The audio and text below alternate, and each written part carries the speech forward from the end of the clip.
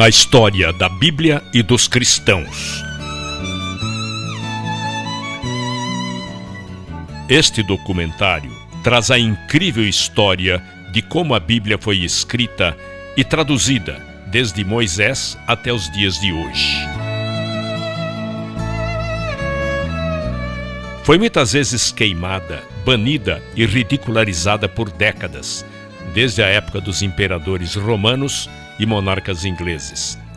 Mas a palavra de Deus não pode ser contida.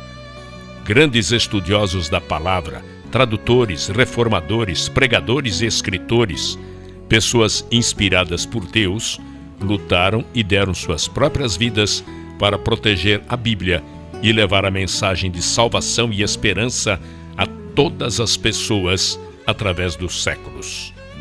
A Bíblia levou 1.600 anos para ser escrita e 40 autores a escrever em 3 línguas diferentes. A Bíblia começou sendo feita oralmente por Deus e depois escrita por Moisés. Essas pessoas eram ungidas e falaram por Deus. Tudo que foi escrito não foi dado por vontade humana, mas veio da vontade de Deus. Tudo que foi escrito foi dividido em 2 testamentos, reunidos em 66 livros, 39 livros do Velho Testamento e 27 livros no Novo Testamento.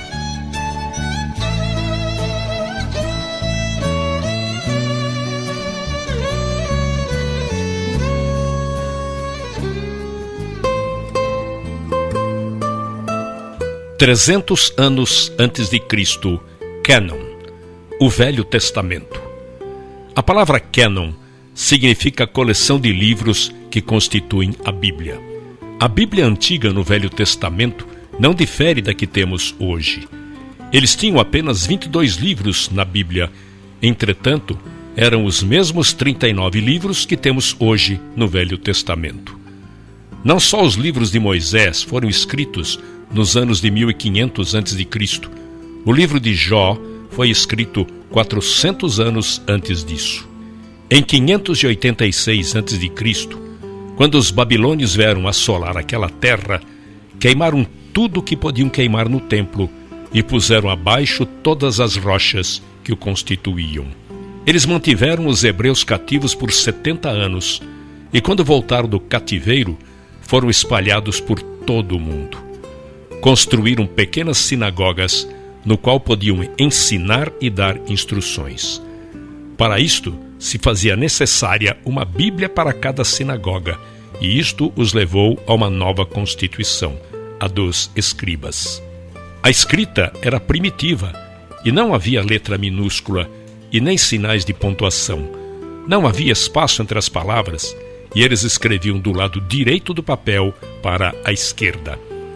Eles eram exigentes, se autorregulavam da seguinte forma: podiam usar apenas peles de animais limpos.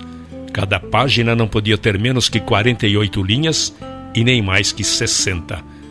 A tinta usada deveria ser preta e de uma receita especial, e deveriam pronunciar cada palavra em voz alta que estava sendo escrita. Deveriam limpar a caneta e se lavar por inteiro antes de escrever a palavra Jeová. Toda vez que escreviam, deveriam ter uma revisão em 30 dias.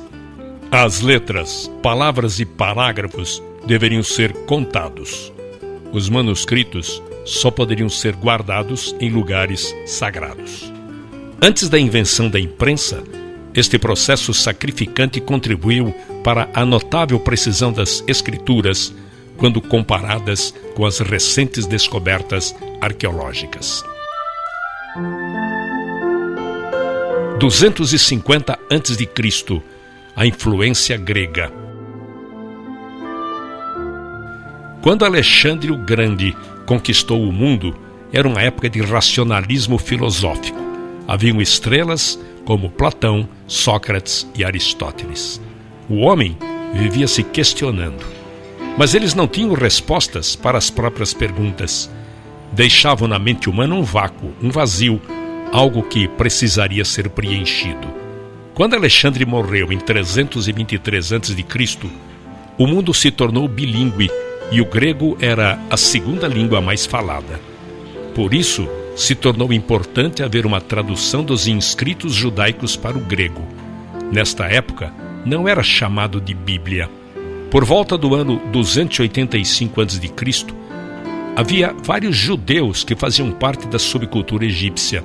Demétrios de Palerum, responsável pela mundialmente famosa biblioteca em Alexandria, perguntou ao rei Ptolomeu Filadélfio do Egito se ele conseguiria a tradução da lei judaica para a biblioteca.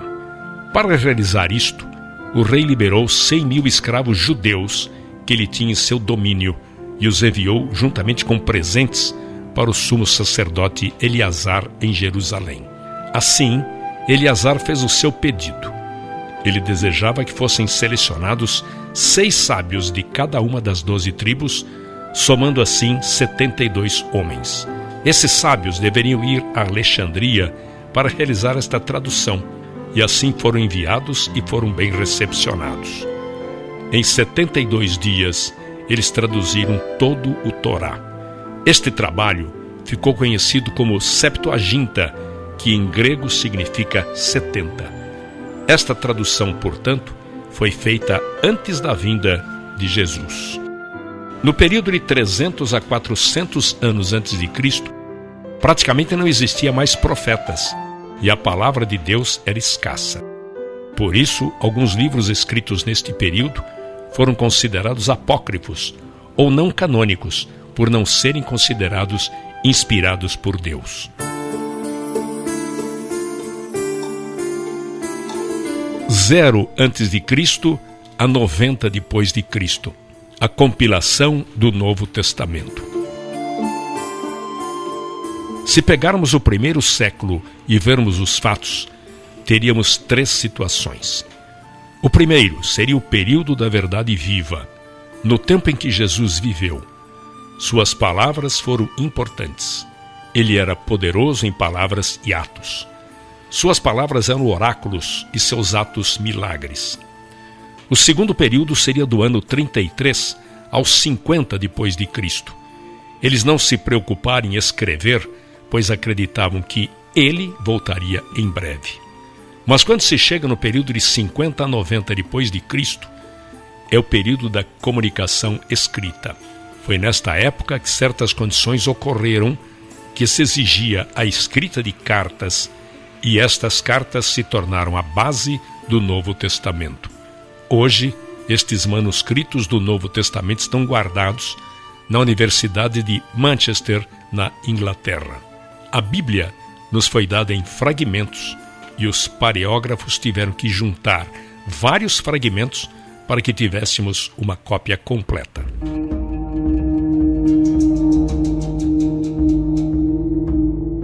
Em 35 depois de Cristo, o primeiro mártir cristão. Havia-se passado 7 anos após a ressurreição de Cristo e um problema surgiu entre as viúvas gregas e hebraicas.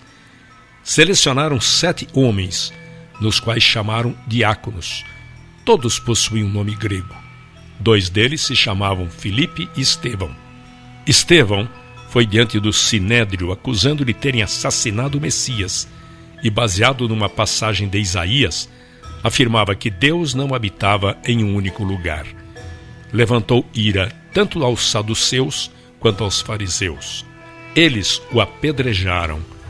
Ele foi o primeiro mártir. Desde então, muitos cristãos passaram a ser apedrejados e martirizados. 45 a 68 depois de Cristo. Os inscritos de Paulo. Paulo abriu caminho para as igrejas dos gentios. Seu trabalho foi incansável por 30 anos. Escreveu a grande maioria das epístolas do Novo Testamento, muitas delas escritas na prisão. Foi muitas vezes chicoteado e morreu nas mãos do imperador Nero. Pedro foi crucificado, embora não se achasse digno de ser crucificado da mesma maneira que foi Jesus. Tomé morreu queimado na Índia por causa da sua fé. O único apóstolo que escapou do martírio foi João. Todos os outros autores do Novo Testamento ou foram crucificados, mortos pela espada, açoitados, decapitados ou queimados vivos.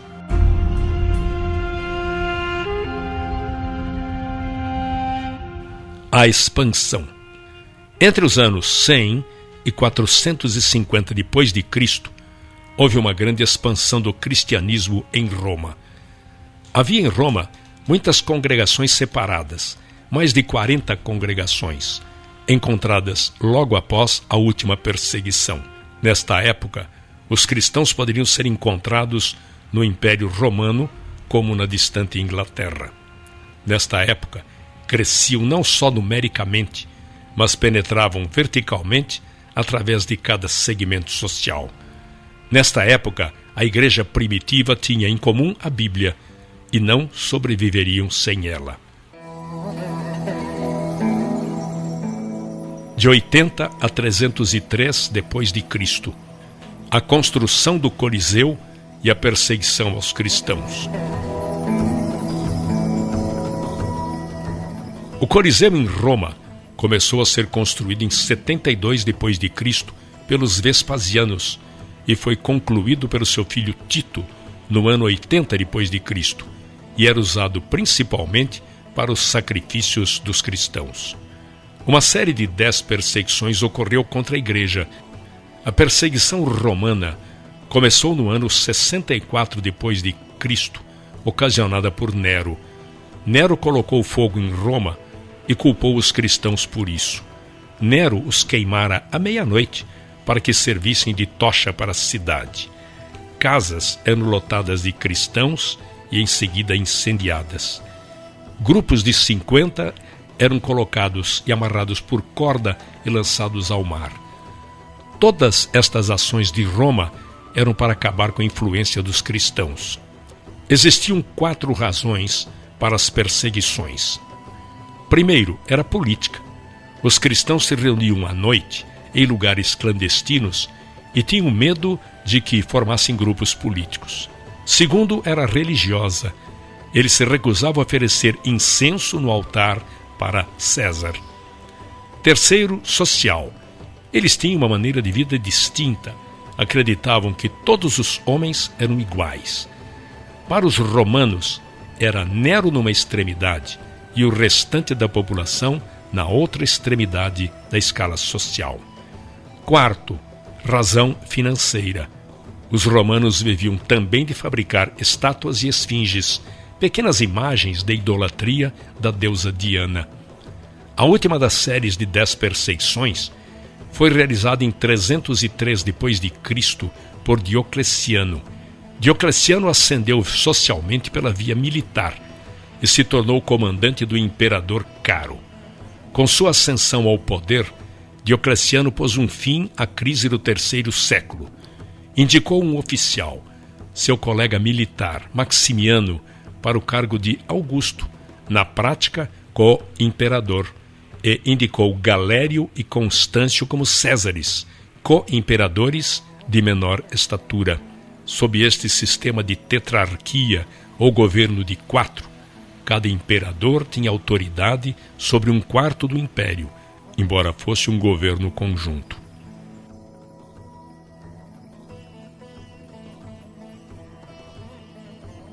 A grande perseguição. A perseguição de Diocleciano foi a última e talvez a mais sangrenta perseguição aos cristãos no Império Romano. Em 303, estes imperadores, os tetrarcas, emitiram uma série de éditos em que revogavam os direitos legais dos cristãos e exigiam que eles cumprissem as práticas religiosas tradicionais. Ele decretava fim de todas as reuniões, deposição de todos os oficiais, o encarceramento de todos aqueles que insistiam com a desobediência. Todos os livros escritos deveriam ser confiscados e queimados. Houve uma grande destruição dos escritos nesta época. Exigiam o sacrifício universal, ordenando a realização de sacrifícios às divindades romanas. Embora as leis voltadas às perseguições estivessem sendo anuladas por diversos imperadores nas épocas subsequentes, o fim das perseguições aos cristãos foi marcado pelo Édito de Milão de Valério Licínio e Constantino. Foram 241 anos de perseguições, mas mesmo diante de tal situação, os cristãos cresciam grandemente.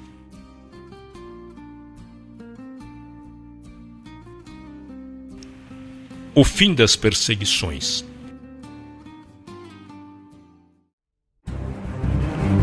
Constantino I, ou Constantino o Grande, entrou para a história romana como o primeiro imperador romano a se converter ao cristianismo. Contudo, fica em aberto a seguinte questão: será que ele teria feito isso por pura devoção ou fora uma jogada política? Constantino, antes de se tornar cristão, era um homem devoto ao culto dos deuses romanos. No ano de 312, na noite anterior a uma batalha, Constantino tivera um sonho no qual aparecia uma cruz e nela estava grafada a seguinte frase: sob este signo vencerás.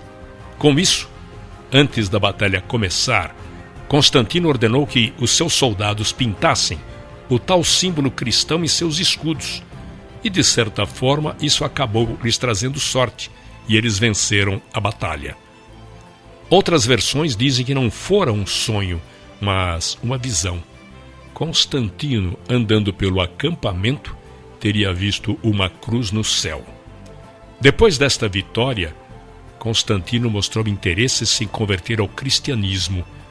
Em 313, Constantino, juntamente com o novo imperador do Oriente, assinaram o Édito de Milão, no qual proibia a perseguição aos cristãos e legaliza o culto dos cristãos. A fundação de Constantinopla e união da Igreja e governo. Em 330, ele fundou a cidade de Constantinopla como sua nova capital para o Império, e ela se tornaria no futuro o principal centro intelectual e cultural do mundo cristão. Assim, Constantino decretou a construção de uma nova capital, nas margens do Bósforo, onde havia a antiga fortaleza grega de Bizâncio, num ponto de grande importância estratégica. A nova cidade, que recebeu o nome de Constantinopla, isto é, Cidade de Constantino, foi concebida como uma nova Roma e rapidamente se tornou o centro político e econômico do Império. Sua criação teve repercussões também no plano eclesiástico. Enquanto em Roma a Igreja Católica adquiriu mais autoridade, em Constantinopla o poder civil controlou a Igreja. A mudança da capital imperial enfraqueceu a influência do Papado de Roma e fortaleceu a influência do Bispo de Constantinopla sobre o Oriente, um dos eventos notáveis que provocariam futuramente o grande cisma do Oriente. Constantinopla é o antigo nome da cidade de Istambul, na atual Turquia. –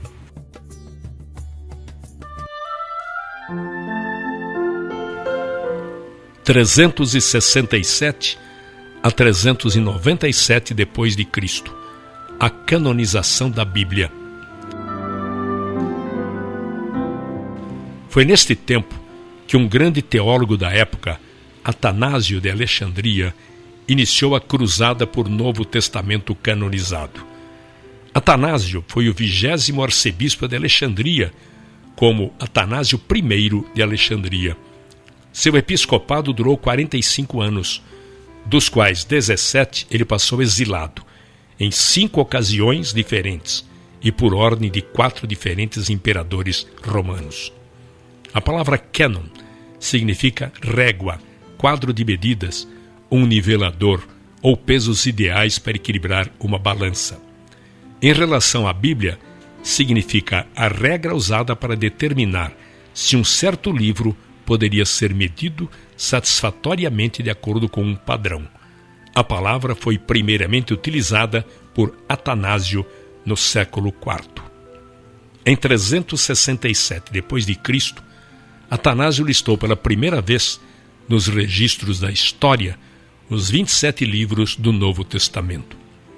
Em 397 d.C., o Concílio de Cartago deu a primeira aprovação oficial para os 27 livros do Novo Testamento. A Bíblia se tornara completa. 405 d.C., a Bíblia Vulgata. Jerônimo, em 405 d.C., levou 16 anos de sua vida para traduzir a Bíblia diretamente do hebraico para o latim. Seus pais eram cristãos e enviou Jerônimo a Roma para estudar filosofia. Lá se converteu ao cristianismo e se batizou nas águas. Isto causou um efeito profundo em sua vida. Ele dedicou toda a sua vida a aprender a língua hebraica. Ele era grande amigo de Damaso I, que depois veio a se tornar papa, e a seu pedido dedicou-se a esta tradução, pois não havia ninguém mais qualificado que Jerônimo para fazer a tradução. Aí ele se mudou para Jerusalém para viver uma vida monástica e se dedicou totalmente a esta tarefa de traduzir toda a Bíblia para o latim. Foi a primeira e por séculos a única versão da Bíblia que traduziu o Velho Testamento diretamente do hebraico e não da tradução grega conhecida como Septuaginta. No Novo Testamento, São Jerônimo selecionou e revisou textos e traduziu também para o latim. Chama-se, pois, Vulgata a esta versão latina da Bíblia. Vulgata quer dizer edição, tradução ou leitura de divulgação popular, que foi usada pela Igreja Católica Romana durante muitos séculos e ainda hoje é fonte para diversas traduções. O latim se tornara cada vez mais importante nos negócios do Império. No ano de 405 d.C., sua missão havia sido concluída e ele morreu em 420 d.C.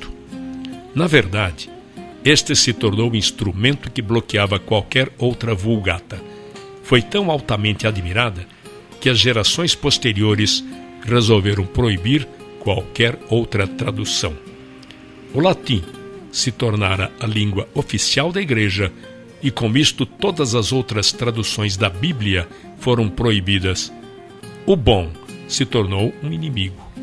Isto de fato privou o povo da Bíblia e deixou o mundo afundado na escuridão da Idade Média. 550 d.C., a escuridão da Idade Média. A Igreja foi o poder absoluto nesta época, mas este é um triste capítulo na história do cristianismo. A Bíblia ficaria trancada e restrita aos conventos. Foi confinada a um pedestal e poucos privilegiados a podiam ler. Este é um triste capítulo na história da era cristã que levou centenas de anos até que viesse a Reforma. Enquanto isso, a Igreja era consumida com seus objetivos políticos e isto resultou nas cruzadas e outras atrocidades. Um número incontável de vidas foram ceifadas e a Igreja institucionalizada foi responsável por tudo isto. A tradução da Bíblia em inglês, 1324 d.C., John Wycliffe. John Wycliffe nasceu em Londres em 1324 e viveu 60 anos. Ele foi como a raiz que surge em solo árido. Tinha uma mente extraordinária. Viveu numa época de transição. Aos 16 anos, mudou-se para a cidade de Oxford para estudar na Escola de Artes e fez doutorado em teologia. Nos últimos 12 anos, passou dando aulas na Universidade de Oxford. Voltando um pouco atrás, no ano de 1167, os franceses expulsaram os estudantes ingleses da Universidade de Paris. Então eles vieram para Oxford, com o intuito de construir uma universidade. mas o povo da cidade não gostou da ideia.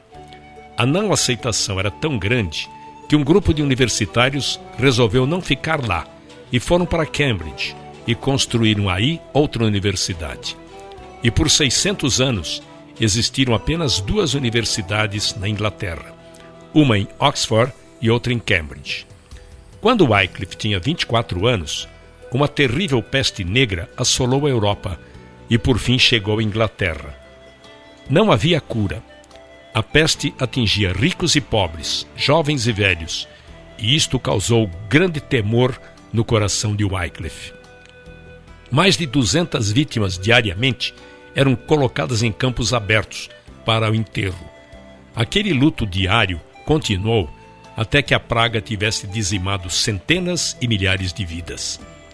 Não há dúvida de que esta praga causou um grande efeito na vida de Wycliffe. Ele trouxe um incrível efeito espiritual. A convivência com a morte causou nele um grande temor de Deus. Ele passou a rever suas prioridades e perdeu todo o medo do homem. A verdade era a máxima prioridade. Ele foi transformado e passou a ter outro relacionamento com Deus. Nesta época em que ele vivia, a igreja e o Estado eram um só. Com isso, todos os dízimos que eram entregues à igreja iam para o Estado, e o Estado fazia as indicações de quais ministros iriam para as várias paróquias. Ele se tornou um reformador. Segundo ele, o que era certo, e o que era errado, errado, e discordava das muitas práticas da igreja. Assim, nasceu o reformador. 1351 a 1372 depois de Cristo, a Guerra Fria. Nesta época, havia uma guerra fria entre a cidade de Roma e a cidade de Oxford. Existiam 2 frentes de batalhas. A primeira era no campo da política. Todos os cargos políticos importantes eram ocupados pelos membros do clero, e muitos eram estrangeiros, na maioria vindos de Roma. Recebiam altos salários que levavam embora para Roma. Muitos nem tinham pisado em solo inglês e recebiam altos salários que eram levados até eles. A situação se tornou muito mais ofensiva e se complicou ainda mais quando os franceses passaram a ser selecionados para estes cargos na Inglaterra. Não podemos esquecer que, historicamente, neste período, a Inglaterra estava envolvida numa guerra de 100 anos com a França. Por esta razão, o parlamento inglês aprovou 2 estatutos importantes. Primeiro, defendia que qualquer compromisso da igreja estrangeira dentro do reino inglês teria que obter a aprovação do rei. A segunda lei impedia que qualquer tribunal estrangeiro pudesse proferir penalidades ou juízo para qualquer inglês. Também invalidava qualquer mandado judicial a um cidadão para comparecer em tribunal estrangeiro, exceto se tivesse permissão do parlamento inglês.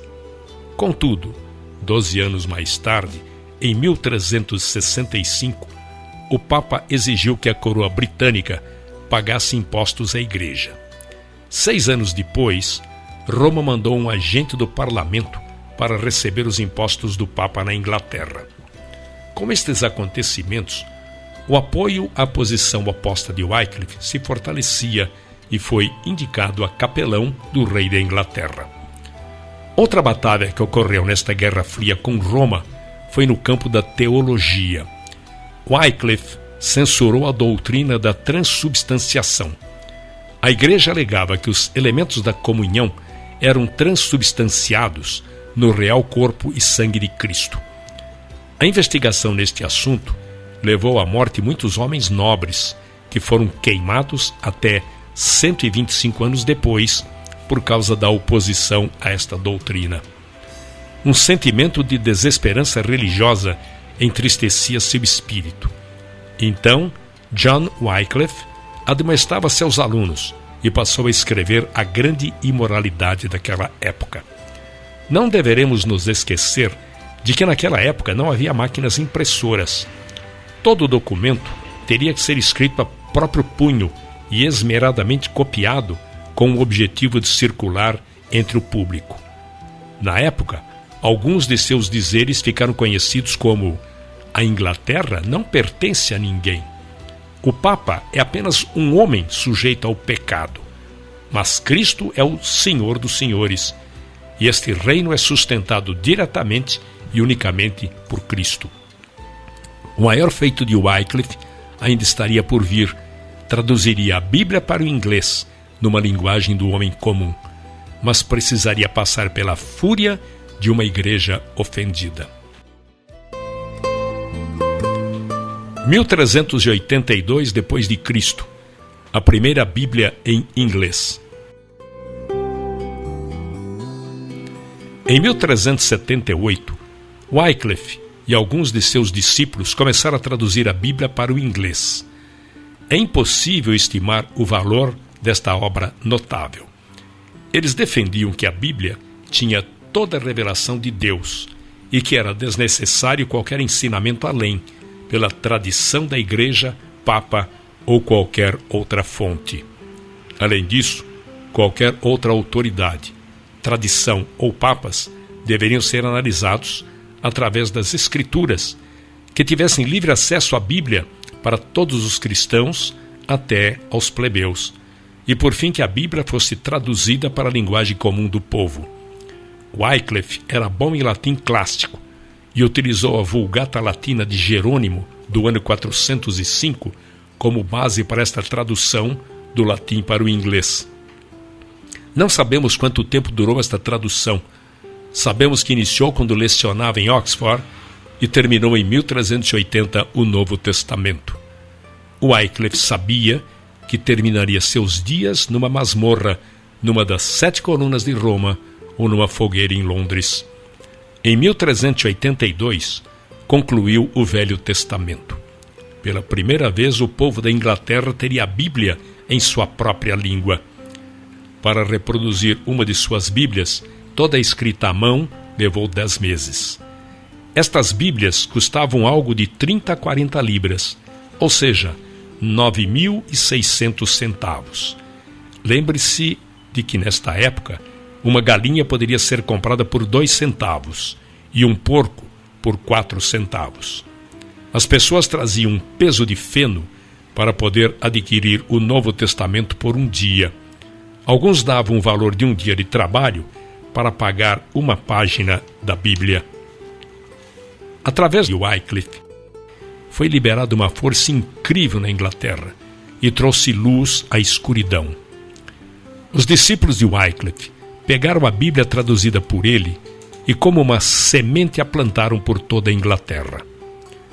Em 1428, seus ensinamentos se alastraram de tal forma que a Igreja censurou seus escritos, desenterraram seus ossos, os queimaram e os lançaram num rio. Eles queriam apagar de uma vez por toda a influência de sua heresia. A partir deste evento, a palavra de Deus atingiu os confins da terra na época. As suas ideias tiveram grande influência no continente europeu. Alguns de seus discípulos e alunos de Oxford levaram cópia para Boêmia, onde hoje é a Tchecoslováquia. Lá foi o berço de um grande movimento cristão, conhecido como Irmãos da Morávia, ou Igreja dos Moravianos.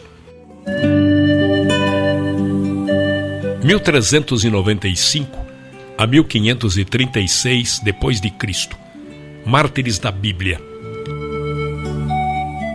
Após a morte de Wycliffe, seus seguidores continuaram a seguir independentes da Igreja Romana. Eles acreditavam no sacerdócio de todo e qualquer fiel, que era perfeitamente possível realizar sacramento sem autoridade de um bispo. E além disso, havia um tremendo contraste entre os seguidores de Wycliffe e os sacerdotes romanos. Os seguidores de Wycliffe eram pessoas pobres. Os sacerdotes romanos tinham uma opulência que os tornavam claramente contrastantes. Quando saíam para pregar, pregavam usando a linguagem do povo. Já os sacerdotes romanos realizavam os cultos na língua morta do latim. Isto proporcionou que a Bíblia fosse rapidamente disseminada na Inglaterra. tornaram-se tão fortes e corajosos que passaram a pregar cartazes com lemas em todos os lugares. Em 1395, fizeram uma solicitação ao Papa para abolir o celibato, a transubstanciação, as preces aos mortos e oferendas às imagens. Na verdade, eles pegaram um folheto escrito por Wycliffe sobre as 12 conclusões e os pregaram em todos os locais públicos, incluindo a Catedral de São Paulo e a Abadia de Westminster. Isso causou um alvoroço entre os bispos e o clero e significava uma blasfêmia contra a Igreja. Em 1399, o bispo de York associou-se ao rei Henrique VI. Foi ele quem indicou e colocou a coroa neste novo rei. E disse para ele que, para consolidar o trono, teria que conciliar o clero e sacrificar os lollardos. Lollardos era um termo ofensivo dado aos seguidores de Wycliffe e significava resmungões. O rei Henrique respondeu que seria o protetor da igreja. 2 anos depois, em 1401, o ato de queimar hereges foi sancionado pelo parlamento. Após 2 dias da aprovação deste projeto de lei, começaram a acender fogueiras nos campos de Londres para que queimassem vivos aqueles que não se retratassem. Um enorme, nobre exército de cristãos morreu queimado por exercerem sua fé por toda a Inglaterra durante os próximos anos. Mesmo assim, 125 anos mais tarde, os cristãos ainda eram tão numerosos e ativos quanto foram na época de Wycliffe e começaram uma reforma que literalmente viraria a Europa de cabeça para baixo.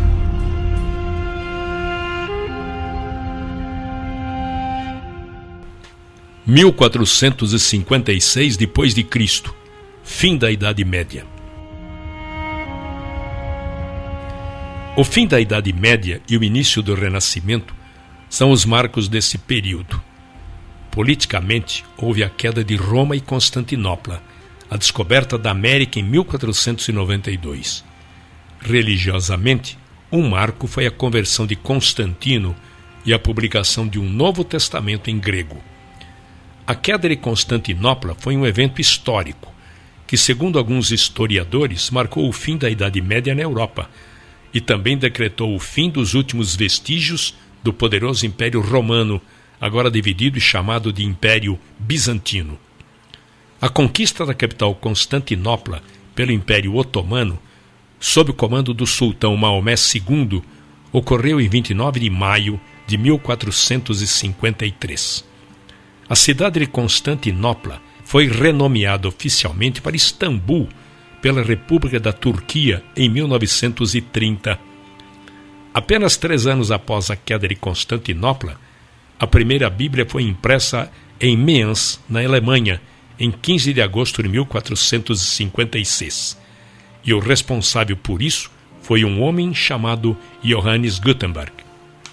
Este foi um grande marco na história da humanidade, pois durante milênios a escrita restringia-se a modos de réplicas muito limitadas, como os papiros egípcios, os ideogramas chineses, cujo acesso era restrito a pequenos grupos de pessoas, geralmente escribas.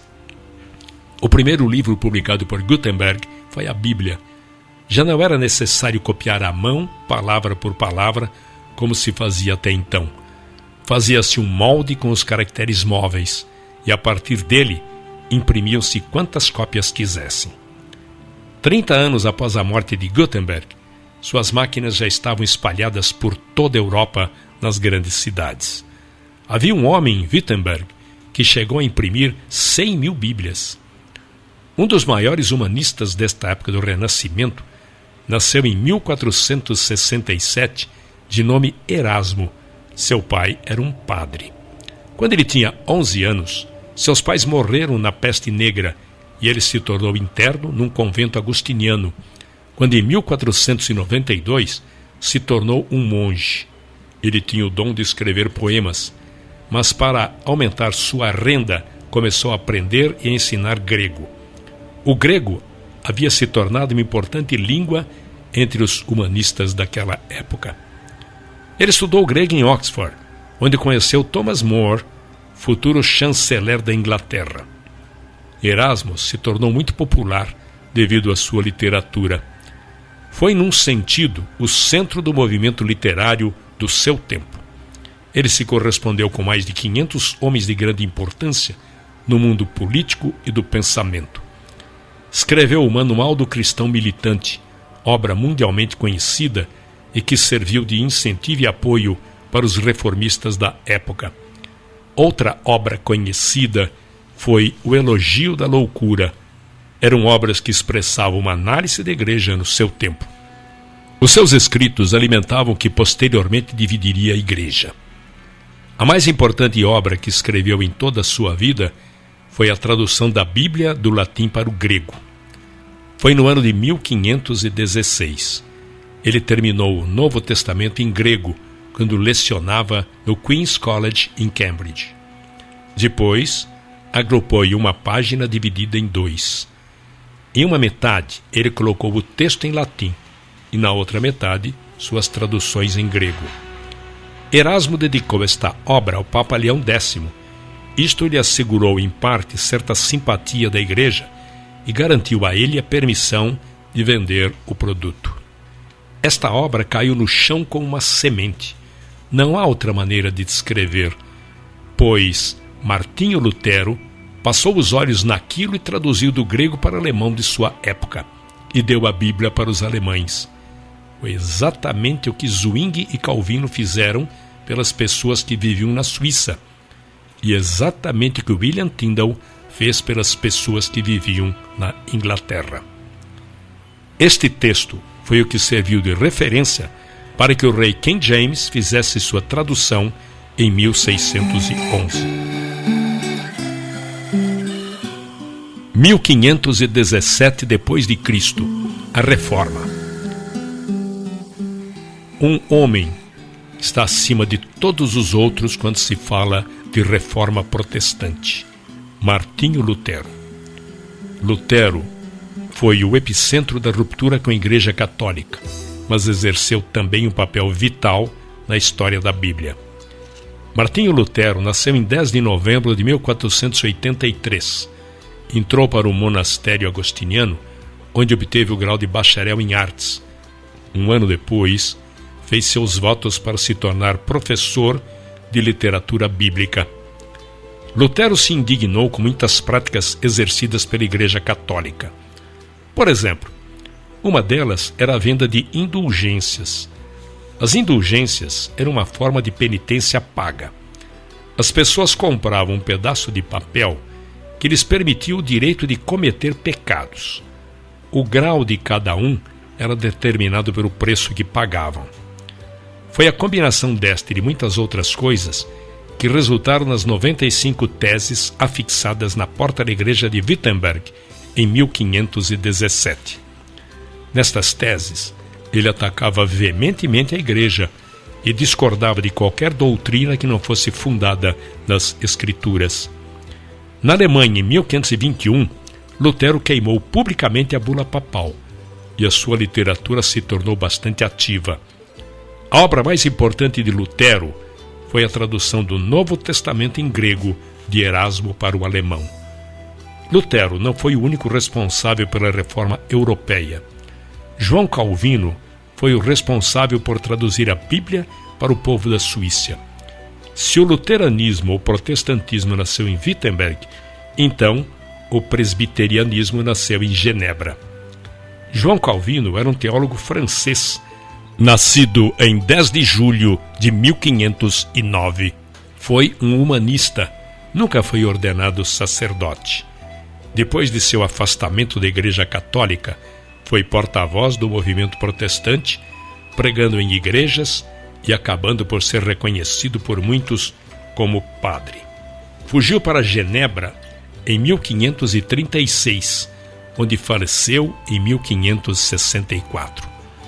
Genebra tornou-se definitivamente um centro do protestantismo europeu, e João Calvino permanece até hoje uma figura central na história da cidade e da Suíça. Quando Martinho Lutero escreveu suas 95 teses, em 1517, Calvino tinha 8 anos de idade e a forma de protestantismo que ele ensinou e viveu é conhecida pelo nome de calvinismo. Calvino era incomparável na área da doutrina. Em 1542, havia o surto da peste negra em Genebra. A peste negra permanecia um fenômeno incompreensível. Para lidar com a epidemia, era normal que se multiplicassem os casos de feitiçaria e de rituais para combater a peste. Assim, os rebeldes cristãos, os protestantes, eram perseguidos e acusados de bruxos e feiticeiros. Muitos eram queimados vivos, eram os culpados pelas desgraças e castigos de Deus. Não há dúvidas de que, quando se fala em reforma, pensamos na Alemanha de Martinho Lutero, na Suíça de João Calvino, na Escócia de John Knox e na Inglaterra, Thomas Bilney. Bilney nasceu por volta de 1495 na Inglaterra. Era aluno do Trinity College, especializado em direito canônico. Teve acesso à Bíblia proibida de Erasmo. Reunia-se num bar para estudar e discutir a Bíblia entre seus amigos. Muitos se tornaram seus seguidores. Um deles chamava-se William Tyndale, que posteriormente veio traduzir o Novo Testamento do grego para o inglês. William Tyndale foi um pastor protestante, mestre em artes pela Universidade de Oxford. Traduziu a Bíblia para o inglês moderno. Seu objetivo foi fazer o Novo Testamento, um livro tal que todo menino de arado pudesse tê-lo e se tornasse mais conhecedor das Escrituras que o próprio clero. Esta é uma frase de Tyndale que ficou muito conhecida. Apesar de numerosas traduções para o inglês, parciais ou completas terem sido feitas a partir do século VII, a Bíblia de Tyndale foi a primeira a se beneficiar da imprensa, o que permitiu uma ampla distribuição. Foi em Cambridge que Tyndale descobriu o poder regenerador da Bíblia. Lá se uniu ao grupo de estudos liderado por Bilney. Ele sabia que este despertar estava restrito a Cambridge, em função da cultura. Assim, a razão de sua vida e a causa de sua morte foi traduzir a Bíblia para a linguagem do homem comum. Tyndale era um excelente erudito em grego e também um grande debatedor das Escrituras. Uma vez, um religioso provocou Tyndale dizendo: melhor viver sem a lei de Deus do que a do Papa.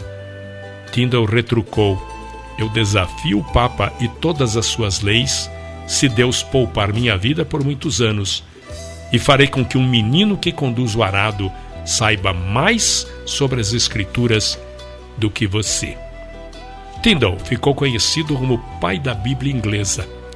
Apelou para o bispo de Londres para que revogasse a lei contra os lollardos, que proibia o uso da Bíblia que não fosse latim, mas foi em vão. Tyndale então resolveu se exilar na sua terra natal e rumou para Wittenberg, na Alemanha, para terminar a tradução do Novo Testamento. Lutero e Tyndale ficaram amigos e ligados pelo mesmo lema, só nas Escrituras. A cidade se tornou um refúgio para o foragido. Em 1525, finalmente, conseguiram imprimir clandestinamente no interior da Alemanha algumas destas cópias finalizadas do Novo Testamento. Acharam que seria mais fácil contrabandear estes livros dentro de sacos de farinha que estavam sendo importados pela Inglaterra. Assim, milhares destas Bíblias de Tyndale estavam atingindo a costa da Inglaterra. Tyndale defendia as teses da Reforma Protestante, muitas das quais eram consideradas heréticas, primeiro pela Igreja Católica, depois pela Anglicana. As Bíblias, traduzidas por Tyndale, foram proibidas e banidas pelas autoridades. E o próprio Tyndale foi queimado na fogueira no ano de 1536 em Bruxelas, atual Bélgica, sob a instigação do rei Henrique VIII. Suas últimas palavras enquanto queimava foram: Senhor, abra os olhos do rei da Inglaterra, o que de fato aconteceu anos depois.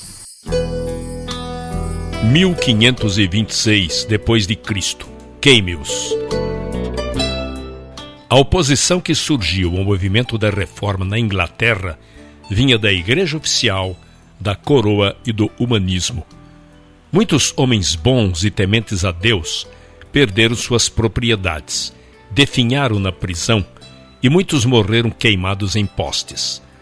Todos eram considerados culpados por possuir ou distribuir o Novo Testamento de Tyndale ou mesmo levantar fundos para as operações de Tyndale.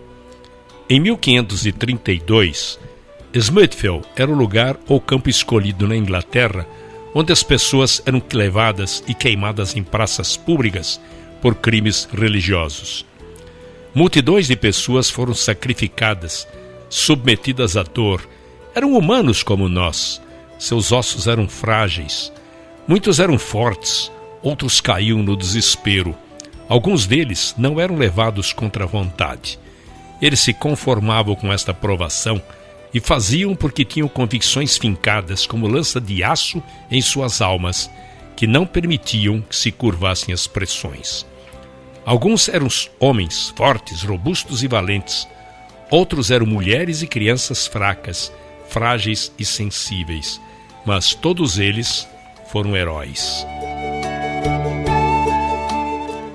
1534 d.C., o rei, chefe supremo da Igreja na Inglaterra.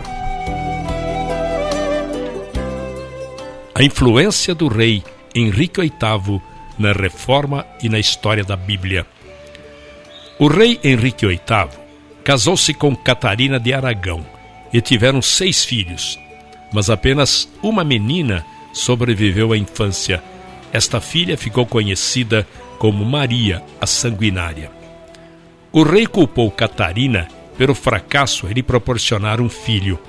Apaixonou-se por uma fina moça protestante chamada Ana Bolena, a qual não tinha intenção de se tornar sua amante. Devido à sua firmeza moral, o rei lhe propôs casamento, mas o divórcio dele não havia se concretizado.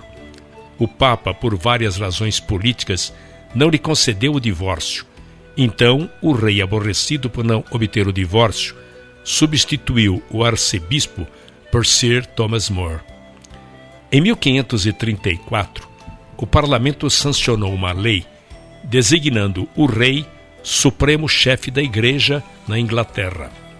O arcebispo Thomas More, não concordando com isto, foi preso e posteriormente executado. Um homem chamado Thomas Cranmer foi consagrado arcebispo de Canterbury. Foi ele quem decretou nulo o casamento com Catarina de Aragão e em 1535 coroou Ana Bolena como rainha e se tornou padrinho de sua filha, a futura rainha Elizabeth. 1536 d.C., Senhor, abra os olhos do rei da Inglaterra. Quando o Novo Testamento de Tyndale atingiu a Inglaterra, caçadores de recompensa viajavam por toda a Inglaterra procurando as cópias de Tyndale para queimá-las, mas sem sucesso. Tyndale começou a tradução do Velho Testamento, mais tarde mudou-se para Antuérpia, na Bélgica. Aprendeu a viver como fugitivo e a vagar feito um errante de cidade em cidade. Usou vários disfarces, mas o que o ajudou muito foi o fato de falar 7 línguas com tamanha fluência que era impossível determinar qual sua língua nativa. Quando vivia na Antuérpia, Henry Philip, tornando-se seu amigo, delatou a sua identidade. Ele foi capturado e preso num castelo na Bélgica. Foi culpado de sacrilégio e em 6 de outubro de 1536 foi levado para ser executado. Quando o levaram para o poste em que seria queimado vivo, havia 2 buracos no poste, por onde um pedaço de arame seria passado. Envolveria seu pescoço, porque de acordo com a corte, ele deveria ser estrangulado ao mesmo tempo que fosse queimado. E quando o executor passava o arame em volta de sua garganta, ele fez esta última declaração pública registrada, e foi em forma de prece: Senhor, abra os olhos do rei da Inglaterra. A sua voz foi sufocada, queimaram seu corpo e destruíram sua propriedade, queimando cada Bíblia que era encontrada. Embora apenas um exemplar da sua primeira edição do Novo Testamento tenha sobrevivido ao Holocausto Bíblico, seu empenho inspirou milhares. Suas prioridades deram orientação ao movimento da Reforma, e sua tradução influenciou cada nova edição, até que sua obra, 90% inalterada, se tornou o livro mais vendido de todos os tempos, a versão King James de 1611. Após a morte de Tyndale, a Bíblia inglesa foi considerada um livro proibido. A rainha Ana Bolena acreditava piamente no movimento da Reforma. Ela se esforçou para influenciar os comandantes a perdoar os crimes daqueles que eram pegos contrabandeando o Novo Testamento na Inglaterra. Ela recebeu um exemplar da Bíblia de Tyndale, que está até o dia de hoje no Museu Britânico. Entretanto, o rei Henrique VIII se apaixonou novamente por uma moça chamada Joanna Seymour.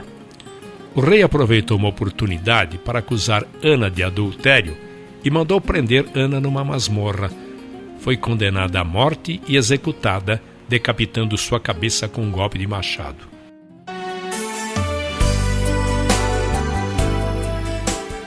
Em 1538 d.C., a primeira Bíblia autorizada.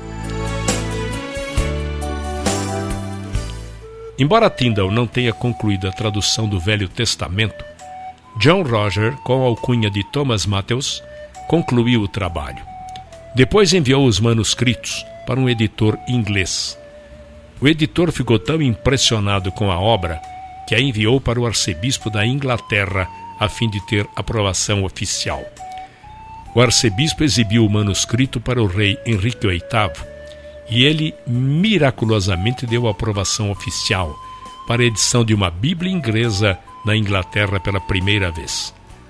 A Bíblia de Matthews nada mais é do que a Bíblia de Tyndale. Isto ocorreu apenas 3 anos após a oração de Tyndale: Senhor, abra os olhos do rei da Inglaterra. Só que as notas de rodapé desta Bíblia de Matthews eram anticatólicas, o que não ajudava nas relações exteriores. Cromwell, secretário de Estado, resolveu que outra Bíblia deveria ser impressa. Miles Coverdale, um revisor da Antuérpia, suavizou as notas de rodapé da Bíblia anterior e, em 1539, publicou a Bíblia Grande. A Bíblia Grande não passou de uma edição da tradução verberada de Tyndale. Aqui, ela estava no mercado com inteira liberdade, mas com nova roupagem. Uma proclamação real foi feita. As Bíblias deveriam ser compradas por todas as paróquias da Inglaterra. O povo deveria ter livre acesso a elas e poderia lê-las a hora que desejasse. A Bíblia não foi um presente da igreja, mas do rei. As Bíblias deveriam ser distribuídas pelos sacerdotes ao povo. Esta foi a Bíblia que durou nos 20 anos subsequentes. Embora as cinzas de Tyndale estejam em terras estrangeiras e sem sepultamento, pelo menos esta Bíblia Grande foi como lápide. A Bíblia Grande foi em todos os aspectos fruto do seu trabalho e memorial de sua vida.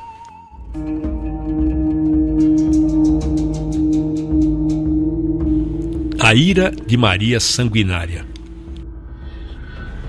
Henrique VIII foi marido de 6 mulheres, amante de muitas concubinas e pai de muitos filhos ilegítimos. Apenas 3 filhos legítimos sobreviveram à infância: Maria, Elizabeth e Eduardo. Em 1546, Eduardo se tornou herdeiro do trono aos 9 anos de idade. Tinha ele influência da doutrina reformadora e era um verdadeiro protestante. Contudo, sua saúde era fraca e após 6 anos no trono, faleceu. A filha mais velha, Maria, assumiu ou herdou o trono. Foi totalmente oposta ao seu irmão. Era filha de Catarina de Aragão e tinha na sua mente as lembranças infelizes que ocorreram com sua mãe. Como o casamento de sua mãe foi considerado ilegal, ela foi tida como filha bastarda. Muitas vezes serviu de dama de companhia a sua irmã Elizabeth. Tinha 20 anos de idade quando sua mãe morreu. Teve uma vida muito atormentada. Maria apresentava um temperamento dócil no início de seu reinado, mas as atitudes e pressão mudaram. O fervor religioso se tornou evidente. Uma nuvem negra pairou sobre a causa dos reformistas na Inglaterra. Ela jurou vingança ao arcebispo Cranmer, que havia aprovado o divórcio de sua mãe com o rei, tornando-a ilegítima e mudado a religião da Inglaterra para o protestante. Prendeu todos os bispos que apoiaram seu pai. A leitura da Bíblia voltou a ser proibida na Inglaterra. E muitos reformadores migraram para outros países da Europa, como Genebra, na Suíça, pois muitos estavam sendo perseguidos, presos e queimados na Inglaterra. Alguns anos mais tarde, após mais de 300 pessoas terem sido condenadas à morte na fogueira, Maria Sanguinária morreu devido a uma enfermidade. Em 17 de novembro de 1558, Elizabeth, sua meia-irmã, subiu ao trono. Elizabeth repetiu tudo que seu meio-irmão Eduardo tinha feito. Cada paróquia deveria ter um exemplar da Bíblia completa e suspendeu a perseguição aos cristãos.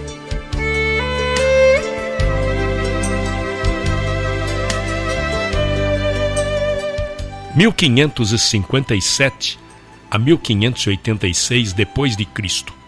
A tradução pelo Comitê. Na época do reinado de Maria Sanguinária, os reformadores de Genebra se dedicaram a realizar outra tradução da Bíblia para o inglês. Ela foi concluída em 1560 e chamada de a Bíblia de Genebra. Foi uma Bíblia singular, a primeira elaborada por um grupo ou comitê, ao invés de um só indivíduo. O grupo incluía John Knox, Miles Coverdale, William Hitzer, entre outros menos conhecidos. Estes homens tiveram acesso a João Calvino quando precisavam de colaborações importantes. Dispunham de uma fonte de consulta maior que a disponibilizada a qualquer outro tradutor. Trabalharam meticulosamente cada detalhe. Seus métodos de tradução foram adotados posteriormente pelos eruditos que trabalharam na versão do rei James. Embora nunca tenha sido sancionada para uso público na Inglaterra, tornou-se rapidamente uma Bíblia popular devido ao tamanho pequeno. Tornou-se a Bíblia dos Puritanos e foi adotada pelo exército de Cromwell. Em 1559, Elizabeth, agora rainha, nomeou Matthew Park como arcebispo de Canterbury. Ele era professor da faculdade de Corpus Christi em Cambridge e, graças à sua insistência, surgiria uma nova Bíblia inglesa. Ela foi chamada de a quarta revisão da Bíblia de Tyndale. Também foi fruto de um comitê de 8 a 9 bispos e se tornou conhecida como a Bíblia dos Bispos. Achava-se que ela seria necessária devido à crescente busca pela Bíblia de Genebra.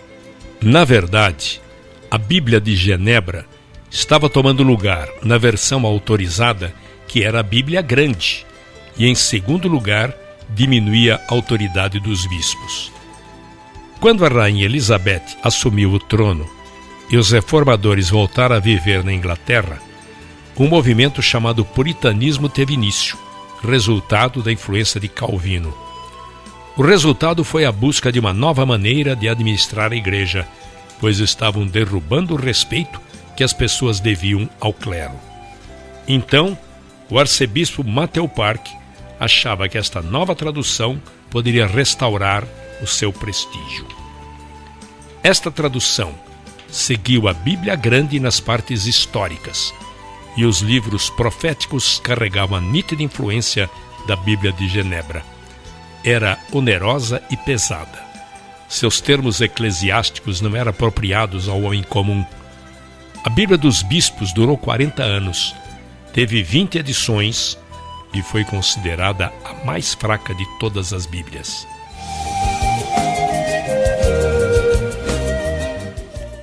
Em 1611 depois de Cristo, o livro mais vendido de todos os tempos. Elizabeth morreu, e como não deixou filhos, Jaime VI da Escócia, filho de Maria Stuart, se tornou herdeiro do trono inglês. Foi criado com fortes convicções protestantes e convertido por John Knox, era presbiteriano por convicção. Um grupo de pessoas lhe entregou uma petição milenar e tratava de uma petição de 800 puritanos, no qual pediam ao rei que abolisse certos rituais religiosos. Isto levou Jaime, primeiramente, a fazer uma investigação sobre estas solicitações, que supostamente estariam em desacordo com a Igreja. Em 1604, o Dr. John Reynolds, líder do grupo puritano, alegou que a existência da Bíblia dos bispos era a confirmação da inferioridade de outras traduções, quando comparada com a edição de Genebra. Seu argumento era incontestável. Ou a Bíblia de Genebra passaria a ser a versão autorizada, ou teria de ser elaborada uma edição melhor. A última sugestão mexeu com a vaidade do rei, e assim, em 22 de junho de 1604, o rei anunciou a escolha de 54 homens que trabalhariam sob a liderança de William Bancroft, bispo de Londres. O trabalho só começou 3 anos depois, com a nomeação de 47 tradutores.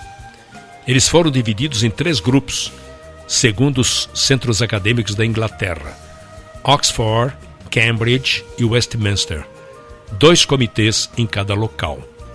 Os livros foram separados e cada homem elaborava sua própria tradução. Em seguida, ela era submetida aos outros membros do grupo. Posteriormente, passava pelo crivo dos outros 5 comitês. Depois de revisada, era mandada a um comitê, composto por 12 maiores eruditos, que chegavam a uma conclusão na revisão final. Foi a maior tradução da época, obra dos grandes estudiosos daquela geração. Os conhecimentos do grego e do hebraico ampliaram-se intensamente. Este livro foi considerado a maior obra-prima da literatura inglesa, sem paralelo nas gerações anteriores e até mesmo posteriores. A Bíblia estava destinada a ser o livro mais vendido de todos os tempos.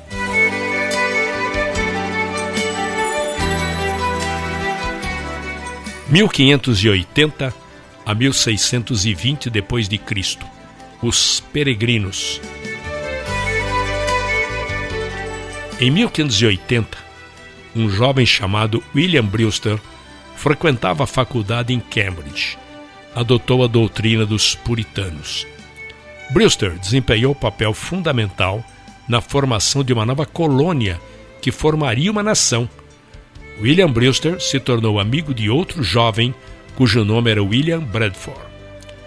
Em 1602, eles andavam 19 quilômetros até um vilarejo chamado Gainsborough para louvar a Igreja Separatista. A congregação se considerava uma instituição independente e distinta que deveria somente prestar contas a si mesma. Esta posição lhes custou a perseguição do Estado. Brewster, entre muitos congregados, seguiu para Amsterdã como exilado. Lá, Brewster se tornou médico. Nesta época, a Holanda era famosa pela tolerância religiosa e atraiu muitos grupos religiosos perseguidos.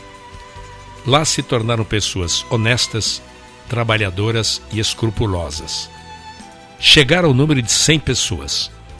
Como eram pessoas simples, solicitaram permissão para morar a 56 quilômetros da cidade de Leiden e fazer uma colônia entre eles.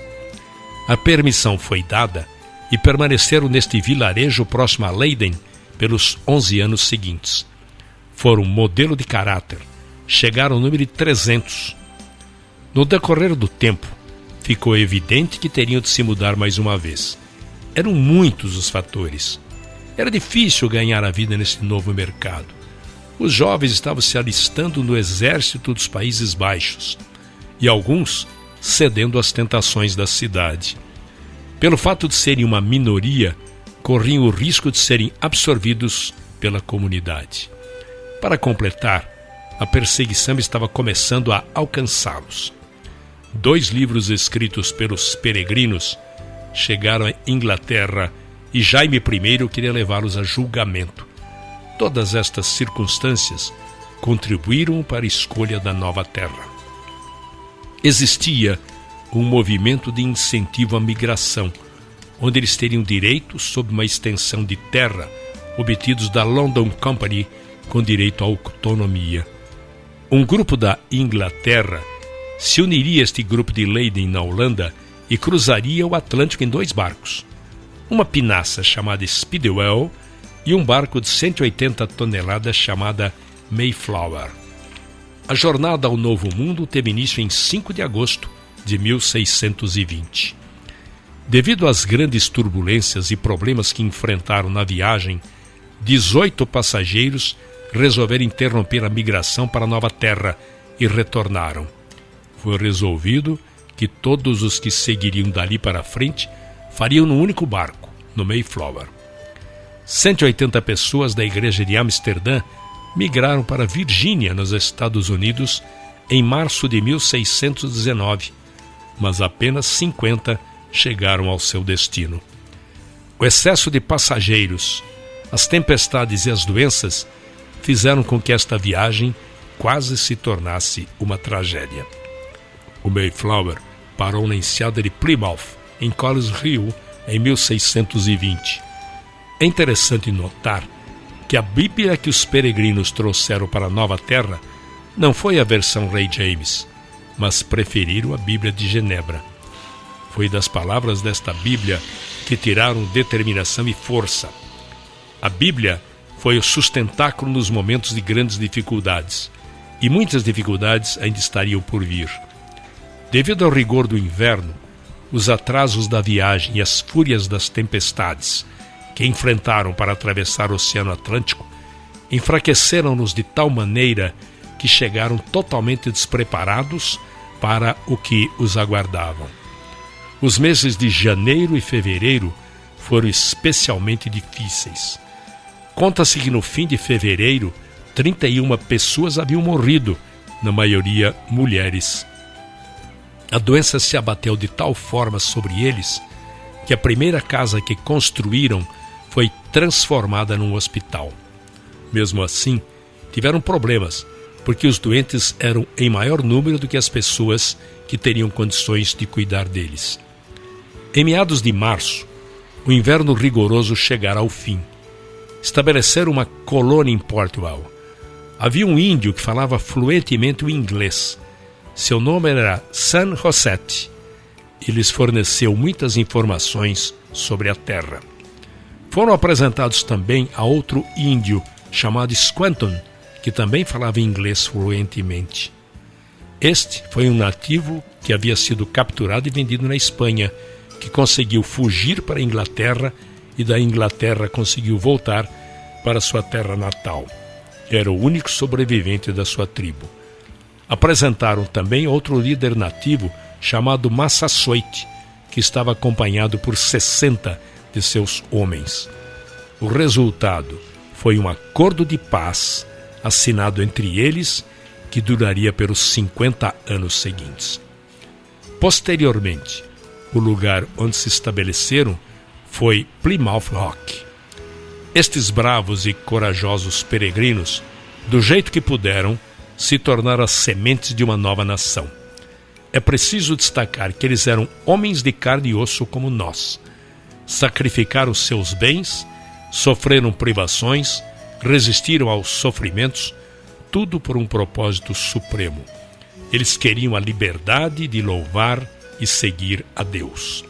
A fonte de suas forças foi um livro, a Bíblia Sagrada, e eles a colocaram em primeiro lugar em todas as questões, na fé e na prática.